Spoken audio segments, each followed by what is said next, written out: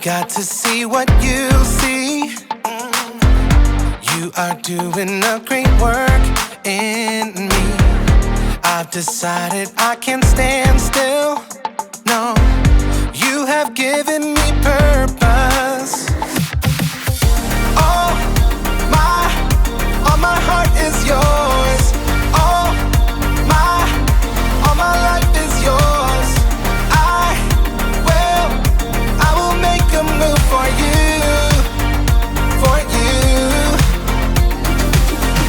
All my heart is yours. All my life is yours. I will make a move for you. Make a move for you. Make a move, make a move. Make a move for you. I will make a move, make a move. Make a move for you. I will.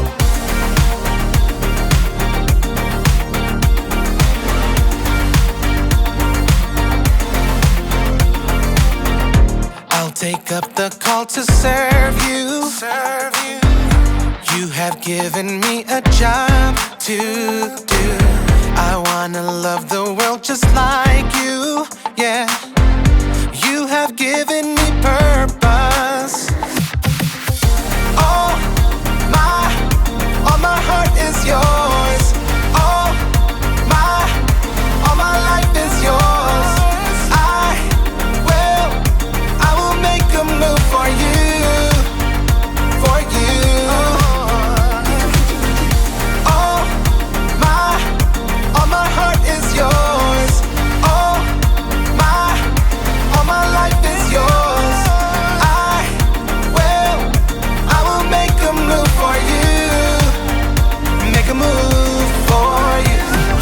Make a move, make a move. Make a move for you. I will make a move, make a move. Make a move for you. I will.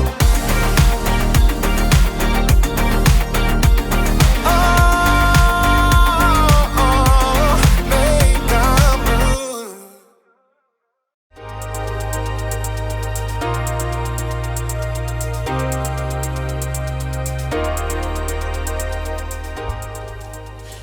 Good day, space travelers! It is I, Jacob, and I'm here to take you to the very edge of the universe, or at the very least, the very edge of initiative. Initiative is seeing what needs to be done and doing it. Initiative is very important. Too often we see what needs to be done and we don't do it, usually because flashing red light? Red light? What could that mean? I'll have to check the space travel manual. Red light. Ah, red light. Computer malfunction alarm. To reset computer, press the blue button. Okay, good. Where was I? Yes. Initiative. I was saying that sometimes we see what needs to be done, but then we don't do it because a blue flashing light.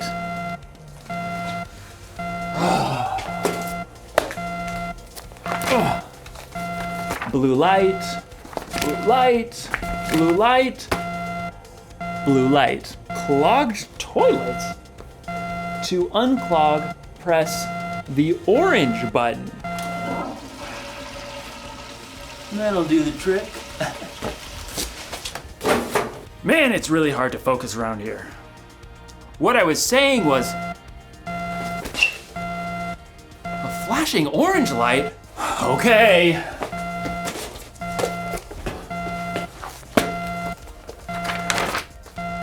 Orange light, orange light. In today's story, we'll hear more about Nehemiah rebuilding the wall around Jerusalem. A really difficult job. Orange light. Got it. Whew. I hope Nehemiah doesn't lose focus. Oh, man. What could that alarm be? Oh. I just got a text message. See you in a few. The Bible. It's 66 books of history, stories, letters, and poetry that fit together to form God's one big story. The epic adventure of how He created us and loves us so much that He made a way to rescue us. As we travel through the Bible, from Genesis to Revelation, we discover people who met God and found their lives changed forever.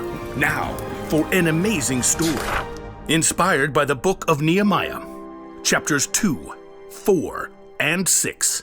When Nehemiah traveled to Jerusalem and surveyed the broken down walls, he saw immediately what had to be done. We must rebuild. God moved the hearts of the people to join him.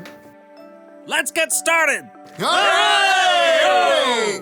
But while the Jewish people were eager to repair the tumbled down walls and ruined gates, the people in the lands around them were not so thrilled. What do they think they're doing? A city with no walls stood open to attack. The people inside could never become a strong nation. The enemies of the Jews knew that if the wall of Jerusalem was rebuilt, the Jewish people might become a powerful enemy. They must cease and desist. Sanballat, a Horonite, and Tobiah, an official from Ammon, marched right up to the place where the people gathered to begin work. Pathetic. What a ragtag group. Why bother to even start? You shall never finish. Plus, the king is gonna think you're trying to take over. Nehemiah kept his cool. The God of heaven will give us success. We serve Him. So we'll start rebuilding the walls. Good luck with that. Nehemiah and the Israelites didn't need luck. They needed God's help. It was true that a few of the Jewish people were builders. Let's see. We've got priests, nobles, goldsmiths, perfume makers, farmers, grape growers, shepherds, any stonemasons. Well, let's get organized. Where he could, Nehemiah assigned each family group to work on a section of the wall closest to their home. Eliashib, you and the other priests will rebuild the sheep gate. Then, work on the wall up to the Tower of the 100. On it. Hassanah's family, I want you to work on the fish gate, lay its beams, and repair the doors with metal bolts and bars. We've got this.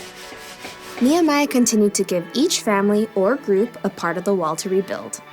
Old and young, men and women, they put everything they had to gather the fallen stones and hewing beams. In a short time, the wall began to rise again. Inconceivable. Sanballat and Tobiah were shocked to see the Jews actually making progress.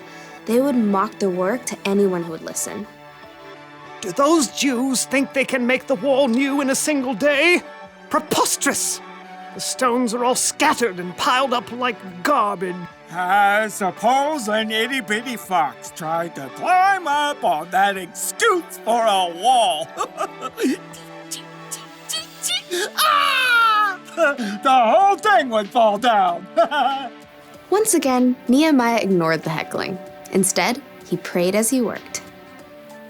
God, please listen to our prayer. Some people hate us. They're saying bad things about us. Don't hide your eyes from their guilt.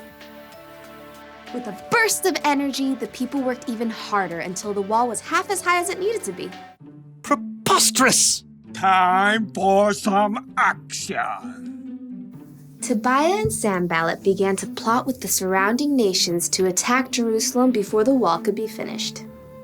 We must set guards, day and night. Even with guards in place, enemies threatened, and the Jews were exhausted. There's rubble everywhere, and our enemies say that no matter where we are, they'll attack.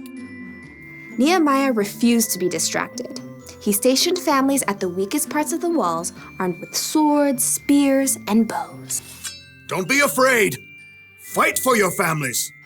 From that day, everyone carried their weapons, even as they worked. If you hear the sound of the trumpet, run to join us. God will fight for us. Nehemiah and the Jews worked from the very first light of sunrise until the stars came out at night. At last, The wall itself was finished. It's full height. All the gaps are filled. But we can't rest yet. The entrance gate still must be repaired. Sanballat was furious, but he had another play to make. So he sent a message to Nehemiah, who was working high on the wall. Sanballat says, "Come, let's talk with one another. Let's meet in one of the villages on the plain of Ono." Oh no, I don't think so. Nehemiah knew perfectly well they were planning to harm him, but he stayed focused on the work and sent his own messenger to Sanballat. Nehemiah says, I am working on a huge project. Why should the work stop while I leave it? Why should I go down and talk with you? Inconceivable! Try again. 5 times, Sanballat sent messages. He even threatened to tell the Persian king that Nehemiah was trying to make himself king. Tell Sanballat you're just making that up. Oh, I'll have to send another message. Time for a new strategy. Sanballat made one last desperate attempt.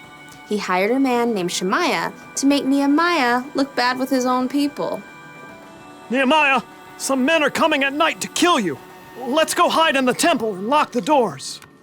Nehemiah knew that God had not sent Shemaiah. Should a man like me run away?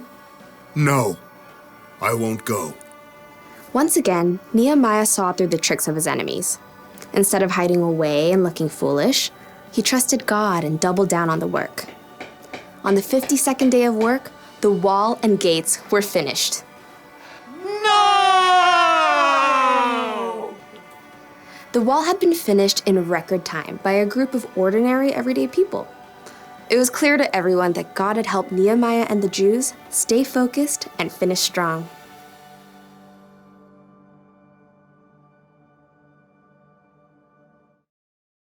Can't talk now, gotta focus.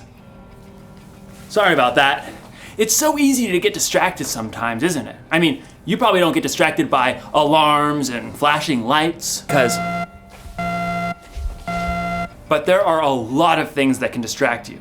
When you're supposed to be focusing on homework, you might get distracted by the TV or the internet. When you're supposed to be cleaning your room, you might end up playing with your toys. When you're supposed to be listening to your teacher, you're making funny faces at your friends. We get distracted by our stuff, by other people, even by our own thoughts and worries. There's so many things fighting for our focus. It can be overwhelming. I mean, look at Nehemiah. He was rebuilding the wall of Jerusalem. He had enemies on the outside and people fighting with each other on the inside. It would have been so easy for him to get distracted, but he stayed focused. I mean, look at Jesus. There were a lot of things that could have distracted Jesus from doing what he came here to do. But he stayed focused on what was most important, saving the world and making it possible for us to have a relationship with God. Staying focused isn't always easy, but when you focus, you can get things done quicker and better. So, the one thing to remember today is this: stay focused on what needs to be done. If you need help, take a minute or two to talk to God before you have something you need to focus on, and try to steer clear of the things that can distract you.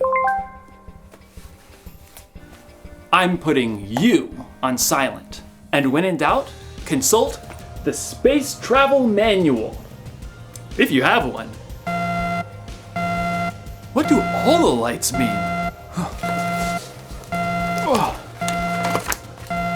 All the lights, all the lights, all the lights, all the lights.